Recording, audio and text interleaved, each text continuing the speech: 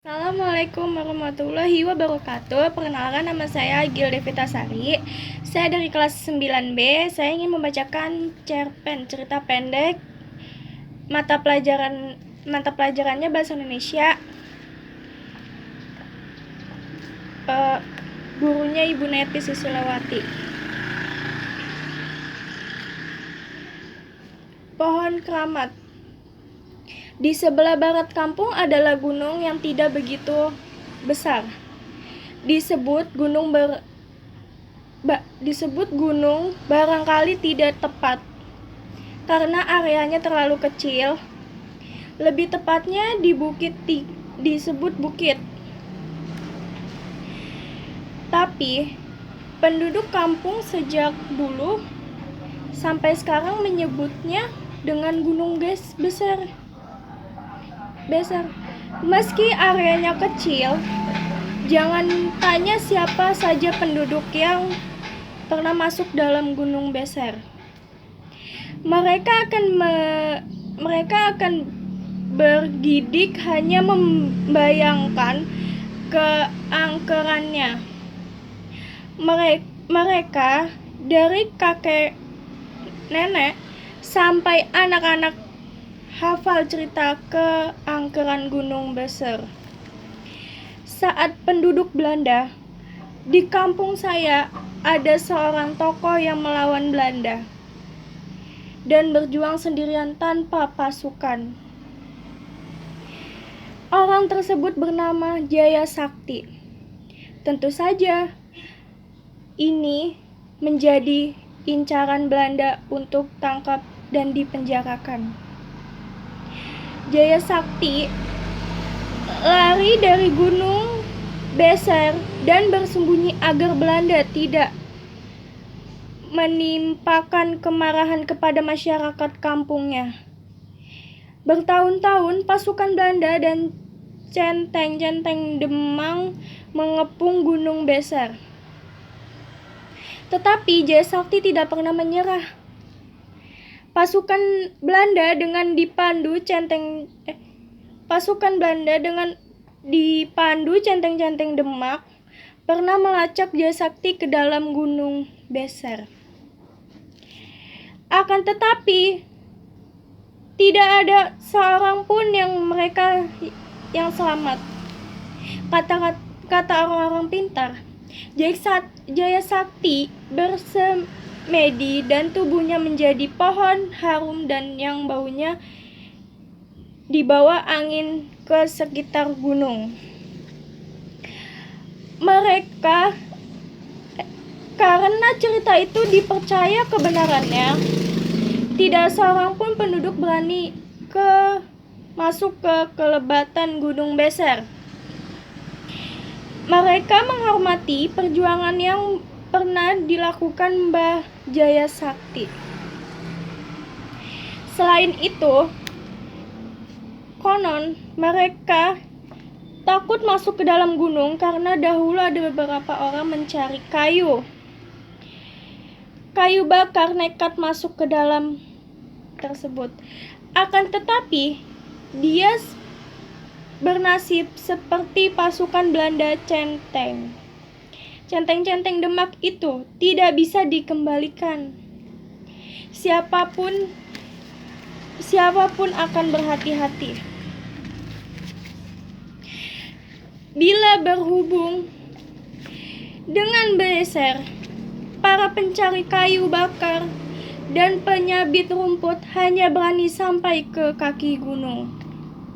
Sejak saya ingat, cerita yang diketahui seluruh penduduk kampung juga meliputi karisma gunung besar. Tiap malam tertentu, katanya dari gunung besar keluar cahaya yang begitu mengejutkan. Hanya orang tertentu yang melihat cahaya itu. Konon, seorang yang bijaksana, yang ilmunya tinggi, apabila ada seorang saja, seluruh penduduk kampung bisa melihat cahaya itu. Artinya Mbah Jaya Sakti begitu penduduk kampung menyebut penghuni Gunung Beser, melindungi kampung. Akan tetapi ada orang yang sembrono melanggar keinginan Gunung Beser. Mbak Jaya Sakti bisa marah. Janganlah menebang pohon tanpa izin. Masuk saja ke dalam gunung, akan kualat. Bisa-bisa dianggap mata Belanda oleh Mbak Jaya Sakti. Itulah sebabnya penduduk kampung begitu takut mengganggu ketenangan Gunung Beser. Bagi saya, Gunung Beser menyimpan kenangan tersendiri. Sejak umur 5 tahun yang sering tidur di rumah kakek, setiap subuh membangunkan saya dan mengajak pergi ke masjid kecil di pinggir sawah. Saya yang kadang masih merasa ngantuk, begitu turun dari rumah selalu takjub melihat Gunung Beser berdiri kukuh. Saya merasa kesegaran pagi harum dedaunan dan bau tanah-tanah, bau khas Gunung Beser. Saya selalu bersiap begitu turun dari rumah, bisa melihat gunung itu bercahaya. Selesai sholat, kakek biasa mengontrol air sawah. Saya terlalu menguntitnya dari belakang tanpa banyak bicara. Barangkali anak lain. Saya suka kesegaran air dan udara itu. Tidak jarang saya mandi di pancuran sawah. Dari pematang dan lebar-lebar, saya menyaksikan bagaimana Gunung Beser seperti patung raksasa hitam. Itu lambat. Laun bercahaya tertimpa sinar matahari. Saya sering beranggapan bahwa cahaya itu bukan dari matahari, tetapi keluar dari hati saya sendiri. Setiap melihat dedaunan yang bergoyang, saya sering melamun melihat Jaya Sakti sholat di atas daun pisang. Bagi sawah-sawah di kampung saya, air tidak mesti diperbutuhkan. Gunung Beser memberikan dan melimpah. Nama Gunung Beser sendiri berarti mengeluarkan air terus-menerus. Mata air yang berada di kaki gunung mengalir sungai dan yang lumayan besar.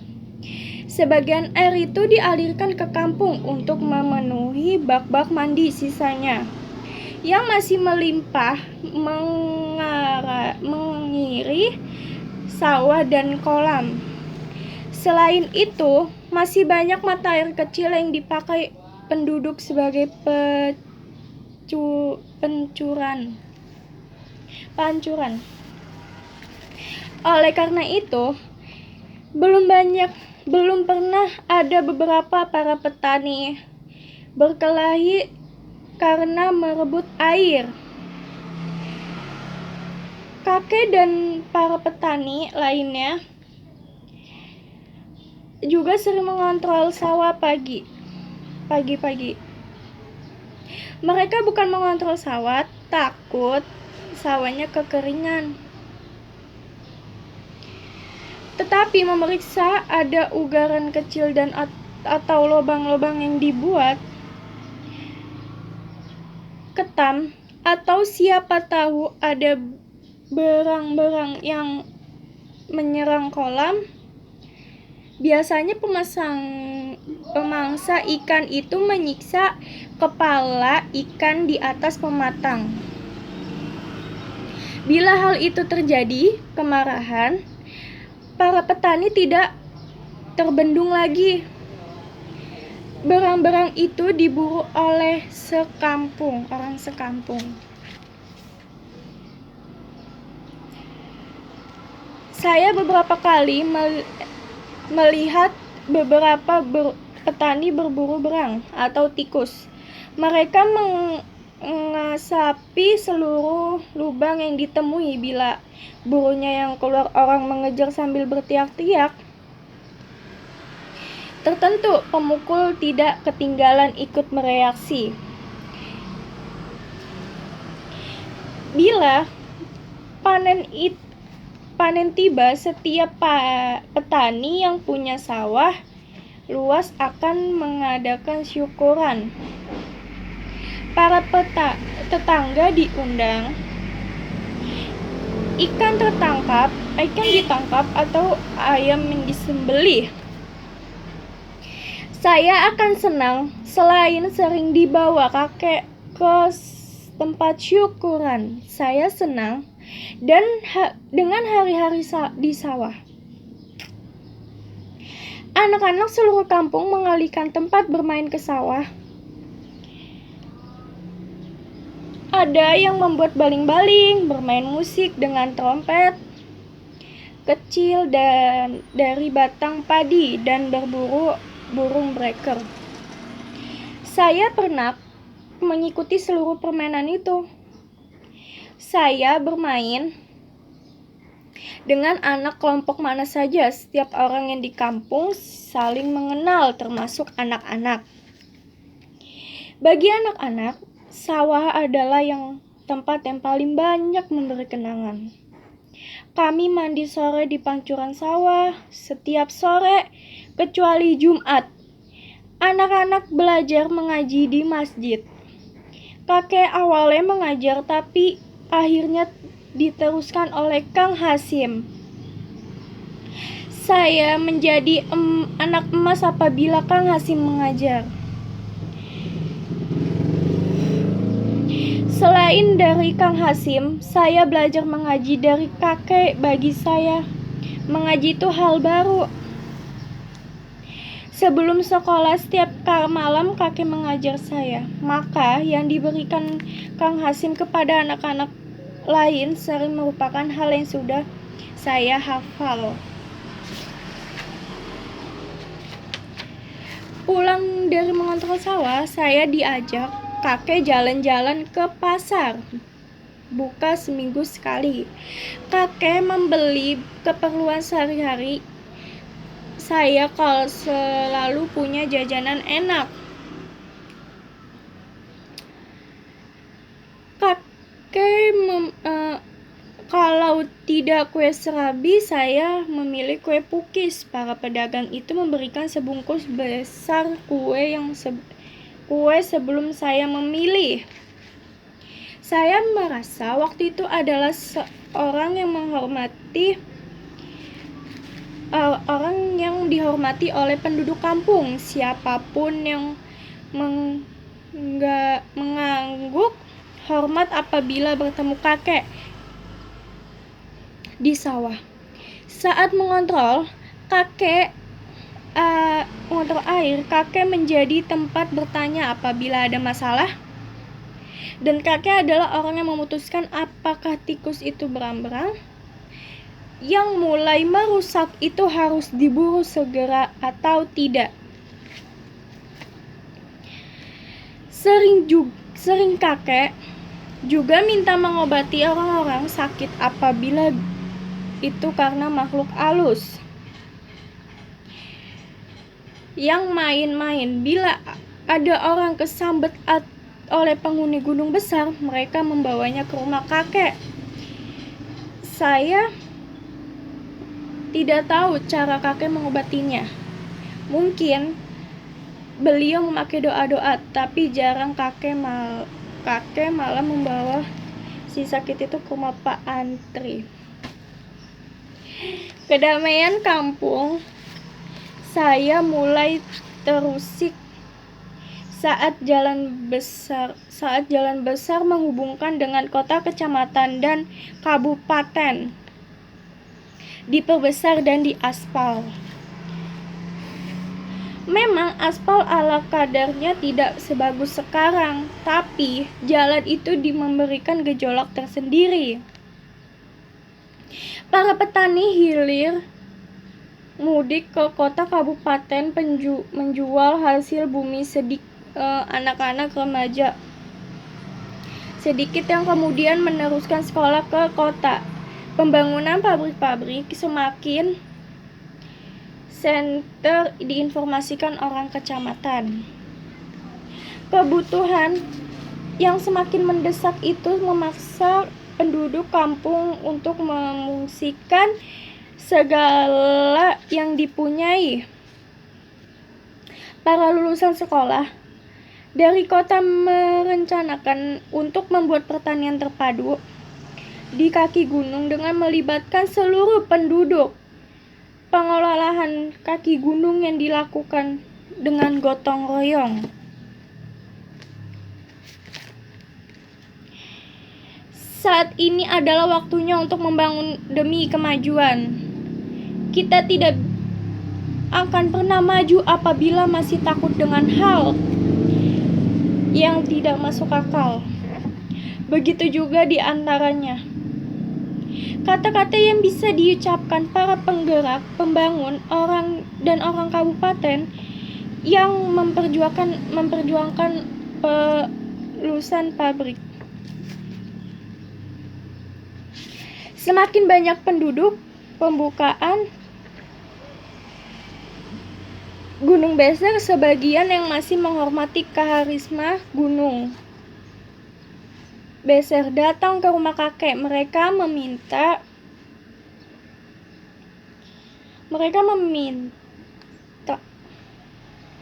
pendapat kakek. Saya tidak tahu apa-apa, kakek katakan sebelum mereka pulang. Besoknya wakil dari panitia pembangunan itu datang ke rumah kakek. Mereka tahu bahwa kakek adalah kunci dari masalah ini. Penduduk yang tidak setuju dengan pembukaan Gunung Beser hanya akan mendengarkan apa yang dikatakan oleh kakek. Saat ini sulit, kata kakek ketika malamnya ya menanyakan kenapa kakek menyetujui pembukaan sebagian Gunung Beser. Semakin banyak kebutuhan hidup dan semakin banyak orang yang merasa pintar. Akan tetapi, orang pintar itu tidak tahu tentang kebijaksanaan mereka. Tidak sadar bahwa sebagian besar manusia yang ada di dunia ini adalah yang ada di bawah standar kepintaran. Kisah Mbak Jaya Sakti masih diperlukan untuk melindungi Gunung Beser.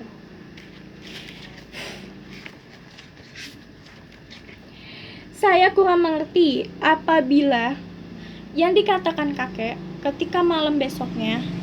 Kakek bercerita bahwa Mbak Jaya Sakti ke angkeran Gunung Beser itu tidak ada. Saya semakin tidak mengerti dengan kakek. Kalau begitu kenapa tidak dari dulu Beser itu dibuka? Gunung Beser akan marah kalau dibuka, kata kakek. Kan Mbak Jaya Sakti dan keangkerannya itu tidak ada. Ya, tidak ada, tapi Gunung Beser tetap akan marah apabila dibuka. Kenapa kakek menyetujuinya? Mereka berjanji akan membuka sampai berbatasan kaki Gunung Beser. Pembukaan kaki Gunung Beser itu dilakukan dengan bergotong royong, bantuan tenaga dan dana besar dari pihak pabrik. Disambut masyarakat. Kejadian itu semakin langka ditandai dengan syukuran kampung yang dipimpin oleh Pak Bupati yang sengaja datang.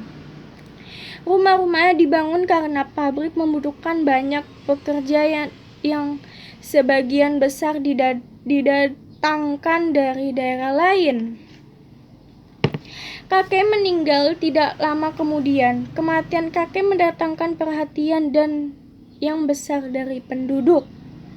Sedikit cemburu kepada penggerak pembangunan yang sudah mencuri perhatian penduduk kakek itu. Kecemburuan itu bisa direndam karena sudah masuk sekolah menengah mengagumi juga apa yang mereka lakukan.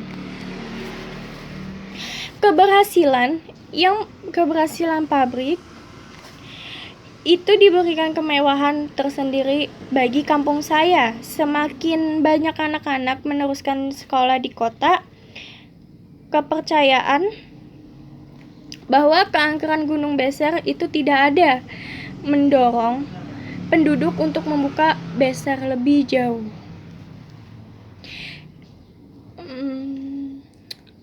Izin-izin pengelola Beser semakin banyak orang.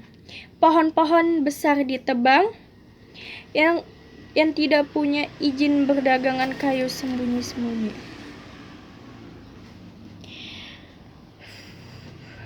Gunung Beser bercahaya siang malam.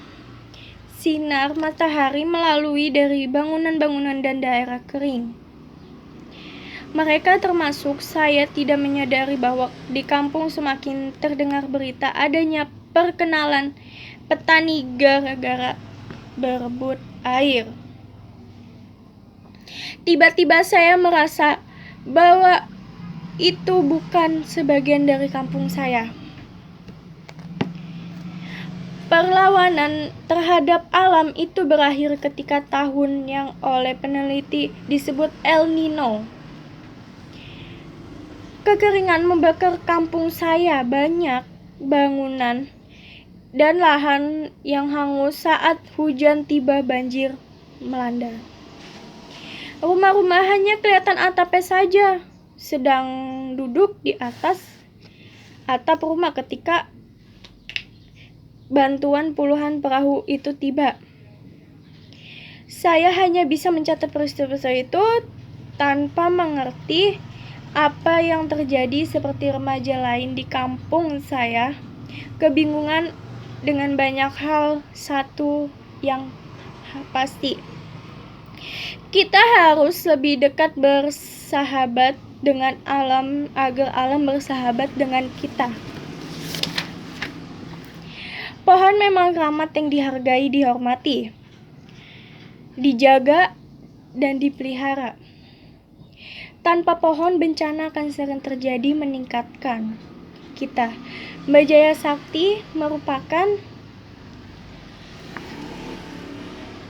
Sakti mestinya berubah menjadi kesadaran ilmu. Kakek benar-benar banyak orang cuman merasa pintar padahal tidak.